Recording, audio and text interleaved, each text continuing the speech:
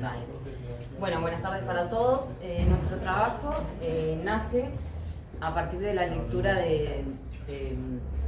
sobre la metodología de divulgación científica de Casani.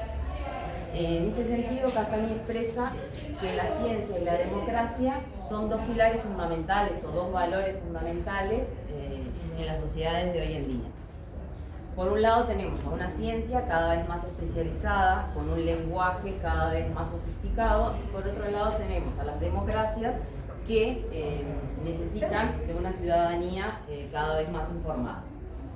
Entonces, Casani expresa que para que suceda, para que se pueda acercar el lenguaje científico al lenguaje común, tiene que existir la divulgación científica. Para él, la solución es la divulgación científica, que va a actuar como un traductor entre el mundo de los científicos y el mundo de todos nosotros, ¿no?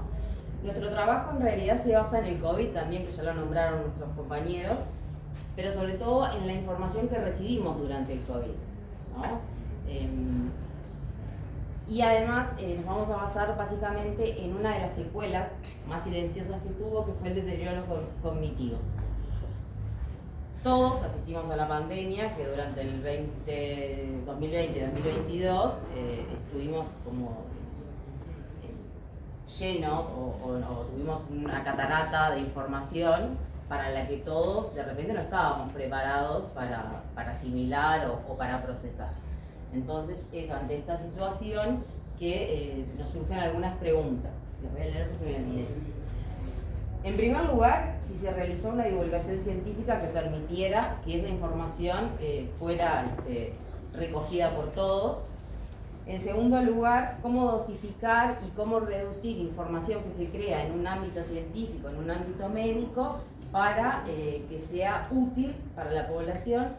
Y por último nos preguntamos, que el compañero de inglés ya lo mostró en su pantalla, es ¿qué tanta información se pierde en la divulgación científica? O sea, si dentro de toda esa divulgación él nos mostraba que de un texto de media carilla quedaban 3 o 4 renglones. Bueno, después observamos que para ser un divulgador científico, el científico no tiene que ser competente, y lo vimos en los infectólogos, en los médicos, en el ministro de Salud Pública como competente para salir a hablarnos a todos.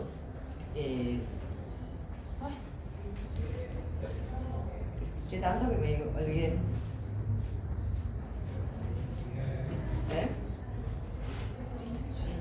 Recibíamos información sobre los virus, cómo mutaban, las cepas, sobre los contagios. A esto teníamos que sumarle el miedo que teníamos todos, porque era algo desconocido, jamás habíamos vivido una pandemia de este tipo. Entonces ahí es cuando la divulgación científica tiene su papel más importante. Y nosotros hicimos como una redivulgación de una divulgación de un artículo que mi compañero va a explicar ahora.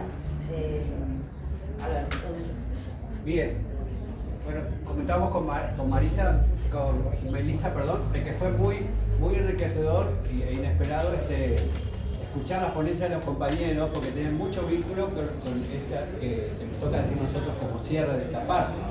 Es decir, justamente las instancias, por ejemplo, de emergencia sanitaria, no solo el caso del COVID, que todos nosotros vivimos de manera muy intensa, sino otra, como fue la situación de la enfermedad de la vaca loca o las meningitis, etcétera, como cosa positiva tienen que se transforman en instancias en las cuales esta relación entre la producción de conocimiento científico y la divulgación científica se hace muy intensa por necesidades que tiene la sociedad en ese momento, ¿verdad?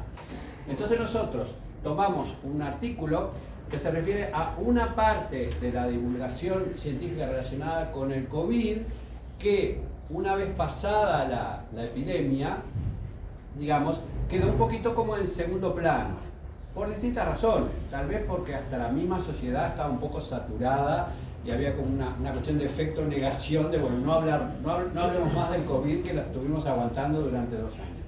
Que se refería, como Melissa estaba diciendo, a los efectos secundarios. ¿no?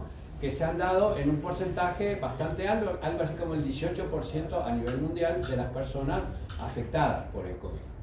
Uno de ellos es una serie de síntomas de carácter psicológico, psiquiátrico, neurológico, que se ha dado a llamar niebla mental, ¿verdad?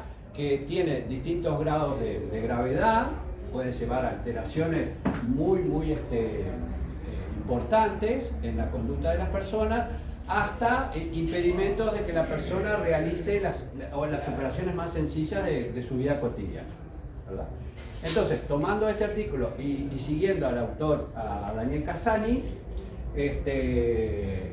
Daniel Cassani, que es uno de los teóricos de la divulgación científica, bueno, él sostiene, y esto se vincula un poquito con lo que los compañeros decían, pero también con otro sentido de las palabras, que existen básicamente tres formas de la divulgación científica, ¿verdad? Uno, que sería, vamos a decir, lo que se llama la vulgarización o popularización, donde se puede correr el riesgo de que en realidad lo que se termine transmitiendo a la población esté tan desvirtuado que queda hasta en cuestión el propio conocimiento científico. Otro que se llama traducción, pero usando la palabra traducción en un sentido distinto a la que el compañero que nos precedió estuvo usando, donde Cassani dice, se refiere más a los aspectos formales, ¿verdad?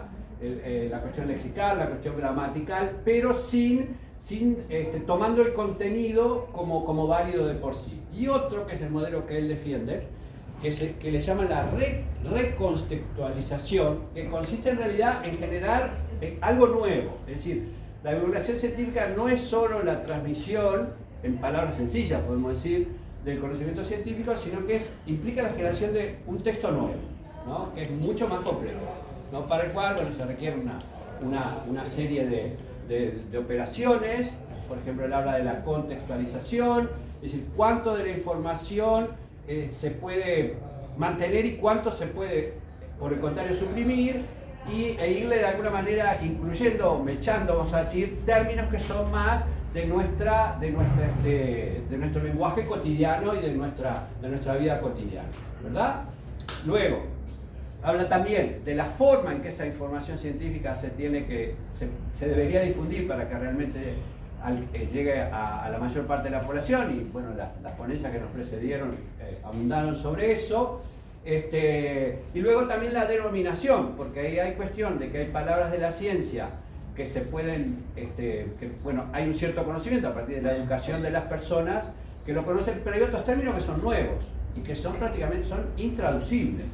Entonces está el desafío de cómo poder llegar a la población, a la mayor parte de las personas, con esos términos. Y entonces, para concluir, nosotros elaboramos un cuadro que tiene, con 3 columnas. Entonces, en una dice alteraciones del funcionamiento mental. Acá describe de qué se trata la niebla, esta llamada niebla mental, ¿verdad? Que afecta a ese porcentaje de las personas. Luego, y esta es la parte como más de ciencia dura, ciencia médica, habla de las hipótesis etiopatogénicas, es decir, cuál serían las probables causas de la enfermedad, porque es algo muy nuevo que en realidad fue, con una gran variedad de síntomas, y que entonces eran atribuidos a muy distintas cosas, incluso hasta a la historia clínica de las personas, su nivel educativo, su nivel socioeconómico. Es decir, es un campo que está recién como explorándose, esto de la niebla mental. Pero perdón, nosotros pusimos algunas palabras que en una conversación, o si alguien las planteara o las dijera frente a nosotros, no las entenderíamos. Tal cual. Como por ejemplo, tormenta de citoquinas. Si alguien nos dice tormenta de citoquinas, no tenemos ni idea de a qué se refiere. Y en realidad, después pusimos acá en la recontextualización, en la redivulgación, perdón, lo que significaría. O sea, para el público en general es una inflamación muy severa de nuestro cuerpo. Entonces pusimos como algunas palabras que no entenderíamos si alguien no nos las explica o no lo googleamos y vamos al doctor Google. La flecha para atrás. La izquierda. ¿Está? Yendo. O no yendo.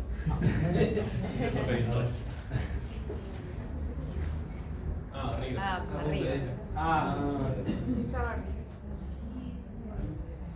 Ahí está. No solo los artículos científicos médicos, pero algunas veces nos ha pasado todo de repente leyendo las indicaciones de un medicamento, ¿no? Cuánto podemos llegar a entender y cuánto no. Entonces, como decía Melissa, aparecen acá, por ejemplo, aparte de lo de la tormenta de citoquinas, habla los receptores AC2, etcétera, etcétera, una serie de términos que no conocemos. Entonces, la idea fue cómo podíamos, tomando el concepto de Cassini, recontextualizar, ¿no? Pusimos, algunos estudios descubrieron que el virus puede quedarse escondido en nuestro cerebro hasta casi por 8 meses. Esto significa que, aunque ya no tengamos síntomas, el virus podría seguir causando problemas. Estas secuelas pueden provocar una inflamación enorme que daña muchas partes del cuerpo. Incluso puede hacer que el sistema inmunológico se vuelva en tu contra, atacando las propias células. La gran cantidad de citoquinas provoca una inflamación generalizada y severa en el organismo. Luego hablamos otro de los síntomas, por ejemplo, síntomas neurológicos, afectaciones en el lenguaje, en la coordinación, en la visión, etc. Lo que tratamos fue de generar un texto nuevo que pudiera servir para la divulgación científica. Sí, y como conclusión llegamos a la misma que Cassani, de que tenemos como derecho todos los seres humanos a estar informados, pero que no siempre se cumple. O sea, si bien durante la época más crítica de la pandemia estuvimos bombardeados de información, una vez culminada, eso cesó. Porque de repente no sabíamos de todos estos síntomas que persisten en algunas personas y, o sea, si no los googleás, si no los buscas, nadie sale en los medios de comunicación a informarles. Entonces, bueno, como que la divulgación es fundamental, es una herramienta fundamental para democratizar la información de todos los ciudadanos de una sociedad. Bueno, por así, ya hice el